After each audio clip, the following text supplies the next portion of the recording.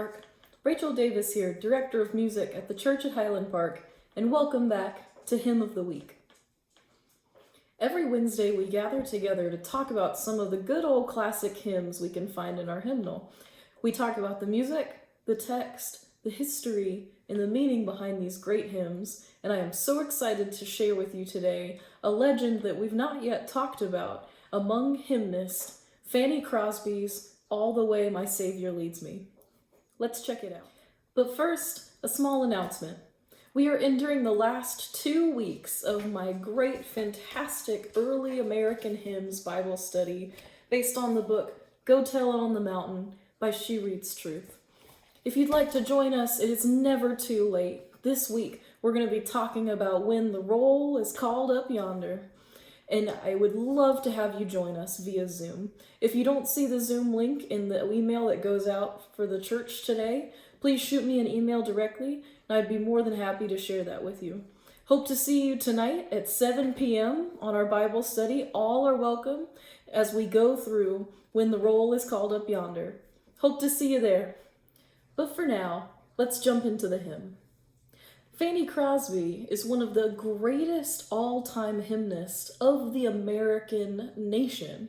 Fanny Crosby wrote easily over 8,000 hymn texts in her lifetime, most of which did get published and did circulate around the nation.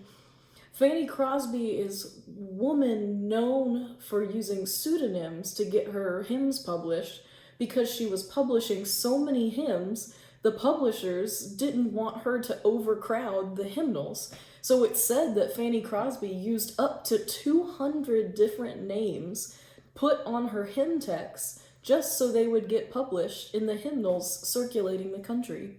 Here we have one of her all-time greatest hymns before us. Of course, one of the most well-known Fanny Crosby hymns is Blessed Assurance.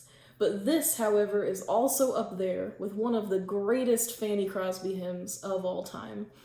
All the Way My Savior Leads Me doesn't have too exciting of a story, but it does talk a lot about Fanny Crosby's life in general.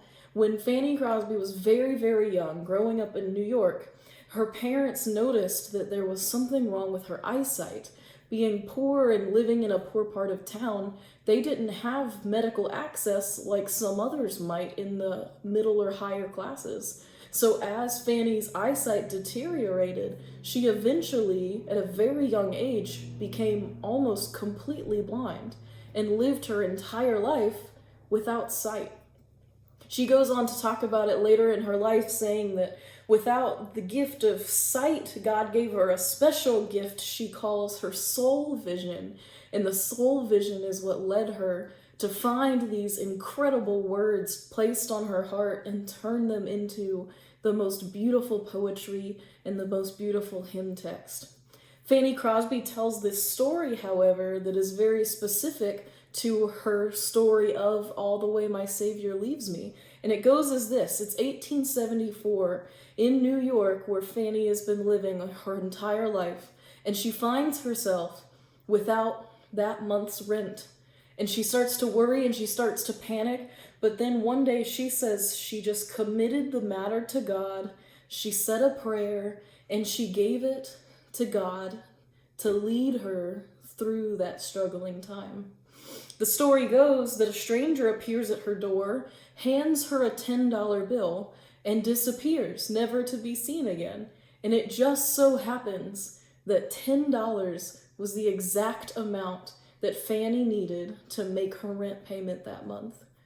Ever since that day, she finally saw that All the Way My Savior Leads Me was about her life, but it was also about this prayer of giving up what worries you and giving up what keeps you up at night, because your Savior will lead you there. You can't lead yourself. We can't lead ourselves, but the Savior can lead you, and He will lead you all the way.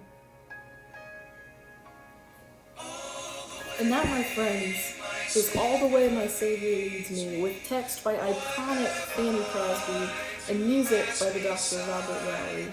I have so enjoyed coming every Wednesday with you and sharing with you these wonderful stories behind the hymns that are in our hymnal each week, and some of which we've just known all our lives and grown to love. I'm so happy that you've joined me this week. Have a wonderful, safe, and happy rest of your week, Highland Park, and I will see you next Wednesday.